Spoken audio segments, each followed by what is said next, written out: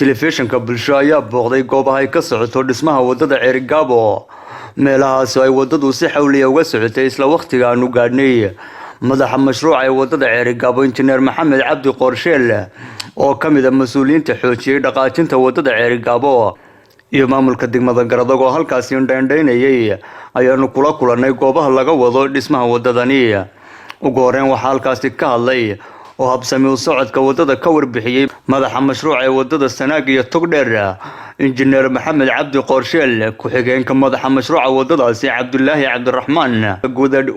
injineerka guud ee gacanta ku haya dhismaha wadada Xuseen Maxamed Cumar injineerada saydadka Garadog iyo Tuurarka Axmed Mahdi Cali iyo Khadar Maxamuud Gaaxnuuga injineerka Daamurka Mustafa Maxamed Samatar oo dhamaantood carabka ku dhuftay inay gabagaba ku dhowdahay dhismaha wadadani wasaaradda gaadiidka horumarinta wadooyinka Cabdullaahi Bakar Cismaan iyo maarayaha guud ee hay'adda wadooyinka Axmed Yuusuf Maxamed waxay si dhow iyo si dheerba ula socdaan shaqada ka socota mashruuca wadada isku xidha Ceerigaabo ee Burco intii ka mas'uul ahaan shaqada kuma cusbi shaqaaluhu waa shaqaalahaygii shaqaduna waa shaqadii aan runtii inta badan hayay waxaan uga mahad celinayaa sida wanaagsan ee shaqaaluhu ay habeen iyo maalin u yihiin diyaar inay shaqada heeganka u qabtaan waxa muuqata wadadii in la doonayo in si xawliya oo dardargelin la geliyo waxa kaloo diyaar loo yahay in mar walba aan anaguna heegan u ahaano wadada sidii ay u socon lahayd waxaan ka marnay meesha in gaadiid cusub maalinta ka dambaysa la soo kordhiyo oo la keeno kaamka cusub wuxuu la soo kordhay gaadiidkiisii oo golowga qaranka ayay hayaan waa mid ilaahayna uu og yahay anaguna aan ognahay waa mid aanu garanayno runtii kartidooda iyo shaqada halkay kaga jiraan iyo roolka ay kaga jiraan qarankaba halkan aynu joogno waa tuurka waa saydkii saddexaad ee mashruuca waxaa ka warhaysaan in mashruuca dhammaan sanad ka hor muddadii 2019 bishii 7 qalab hore la keenay oo Garadog lagaga jaray xariga isla bishii 7 2017 kana 2020 kana in mar labaad laga jaray qalab cusub macnaheedu waxa weeye in wadadii la doonayo inay si xawli u socoto waxa ogtiin oo ka warhaysan mashaariic horumarineed ee in la joojiyay guud ahaanba iyadoo uu sababay xanuunkii aafeeyay adduunka oo dhan ee coronavirus waxa laga reebay oo madaxweynaha iyo wasiirku ay focusir ku noqdeen inay ka reebaan mashruuca wadada Ceerigaabo Burco waxa ogeeyeen dhammaan xafiisyada dawladda in fasax la geliyay waxa laga reebay maaliyadda oo runtii dhaqdhaqaaqa dhulka lagu soconayo iyo adeegyadii caafimaadka wasaaradda caafimaadka iyaguna dadkii la doonayay inay xanuunadii ka hortagaan waxa uu helinayay wadada Ceerigaabo Burco intaas hadda 7 casha sida injineerku uu sheegay sayd injineerku injineer Khadar oo uu yiri waxa hadda noo yaala 4 kilomitir iyo badh taagan finalka ilaahay baa mahad iskale waa dardargelinta shaqada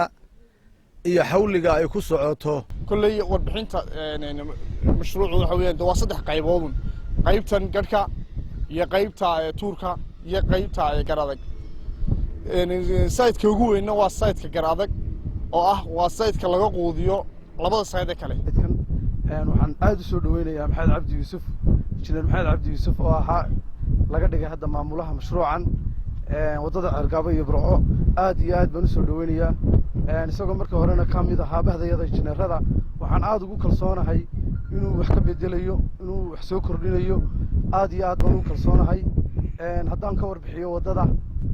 intii aanu shaqeynaynay hadda waxaanu shaqeynaynay biliyo badhkii waxa noo qabsoomay 6 kilomitir oo aanu shubnay haddii waaweyn tahay hadda yar tahayba 4 kilomitir oo ciidii finalka ahayd noo taalo oo grader iyo yaro kala bixin u baahan intaas aan noo qabsoomay u dhaxaysa Fadhigaab iyo Garadog halkan waxaan ku soo dhaweynaynaa maarayaha mashruuca Ceerigaabo Burco injineer Maxamed Cabdi Yuusuf Buraale oo markii hore naga mid ahaa injineeradii saydka ka shaqeynayay waayo aragnimo badan oo leh imakana maarayaha mashruuca Ceerigaabo Burco maaraya haddii ay kaamkan kaaga warbixiyo waad ogeeday muddo 7 aan ka shaqeynaynay waxaanu dhignay 4 kilomitir iyo 500 ayaanu saarnay leeyirkii labaad oo isagu dhammaan iska final ah 4 kilomitir iyo 500 waa final insha Allah waxaan rajeynayaa inta sanadka ka hadhay 22 kilomitir ee kaamkaygan tuurka loo qabtay inaanu waxaan soo dhaweynaynaa maarayaha madaxa mashruuca cusub loo soo magacaabay injineer Maxamed Cabdi Yuusuf Buraale iyo Cabdullaahi Muuyo oo kamid ahaa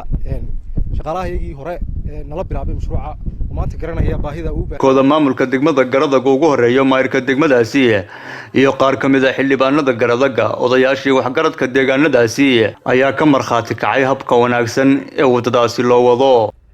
imikana waxa loo soo magacaabay maareeye mashruuc oo cusub oo la rabo inuu hawshii dardar geliyo maareeyihii horeena aad baan ugu mahadcelinayaa shaqada buu soo qabtay cid kastoo ka soo shaqaysay waan uga mahadcelinayaa wadada isku xidhaysa gobolka Sanaag iyo gobolka Togdheer imikana meel fiican bay maraysaa annagoo u hambalyeynayna soo dhaweynayna maareeyaha mashruucan iyo maareeyaha ku-xigeenkiisa iyo dhammaanba shaqaalaha hay'adda RDA waxaan leenahay anaguna barbarkiina aan taaganahay